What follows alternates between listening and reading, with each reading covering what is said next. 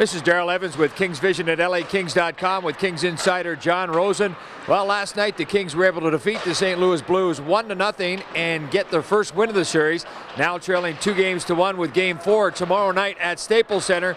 A couple of things that went well for the Kings last night where they were able to get on the board first. That was a huge difference in the hockey game. Jonathan Quick was outstanding in goal. Still, I think the Kings have yet to play their best game of the series. It's something that they're going to have to strive for moving ahead. St. Louis continues to be very consistent in their game.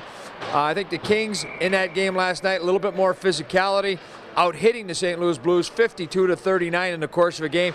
It's a physical game with not a lot of room out there. No, there's no room. Hardly an inch to be had. You saw it through the first period, and I remember commenting with Bob Miller up in the the press box about that afterwards. Really, when this series is over, it's going to be a smoldering crater in both Scott Trade Center and, of course, Staples Center. The way that these two teams are hitting, Dustin Brown leading the way for Los Angeles. Really, after last night's first period, 29 hits by the LA Kings in that first period. That leads to a question of how much a hit weighs between one building and the next.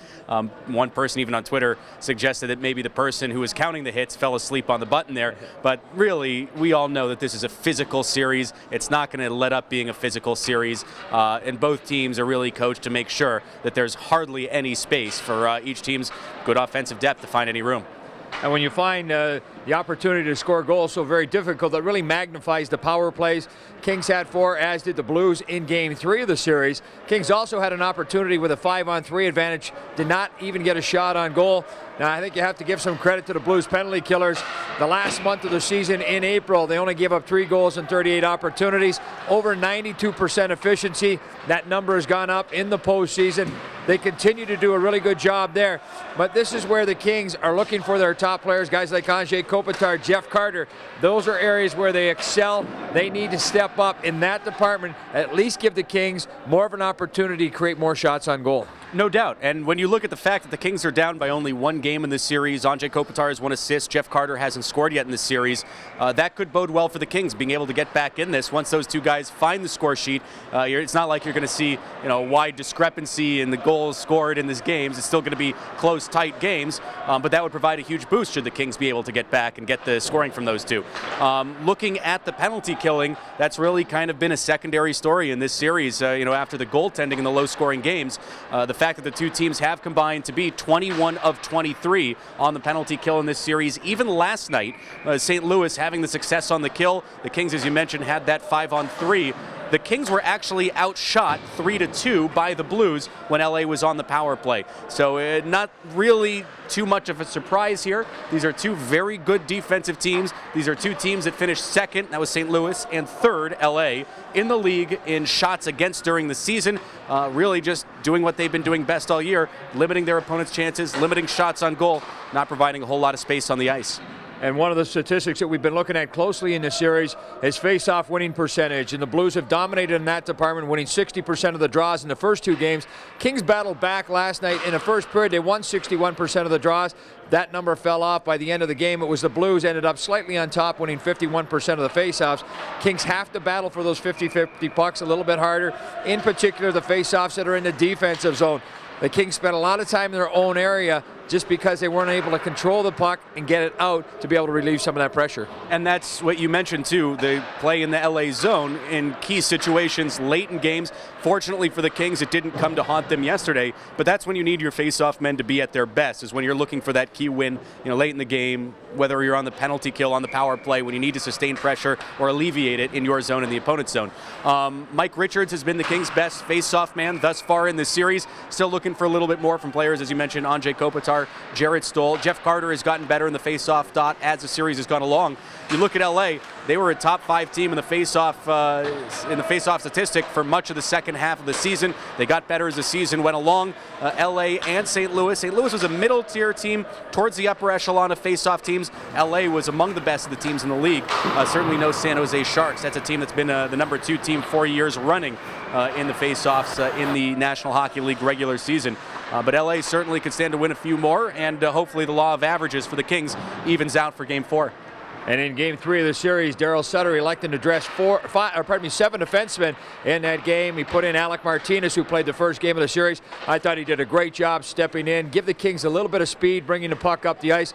Also, he figured in on the goal, the pressure that the Kings had. All 5 guys got involved in that goal.